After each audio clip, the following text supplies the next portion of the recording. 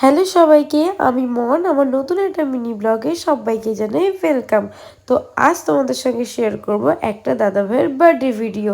তো সবার প্রথমে চলে যাব আমরা গিফট কিনতে। চলো বাজার কলকাতায় দাদার জন্য গিফট নেওয়ার জন্য জন্মদিনের।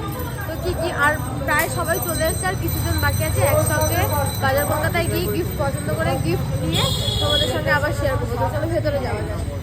বাজার কলকাতার সামনে আসার পরে আমার তো সবার সঙ্গে দেখা হয়ে গেল। আমরা সবাই মিলে যাব দাদা ভাইয়ের জন্মদিনে। তো এখানে আমরা ড্রেস পছন্দ করব দাদা ভাইয়ের জন্য। তো যেহেতু শীতকাল পড়ে গেছে তাই দাদার জন্য ভাবলাম শীতেরই কিছু নেওয়া যাক। আর এইখানে দেখো, মলে আসলে প্রথমেই কিন্তু আয়নার সামনে চলে আসি আমরা।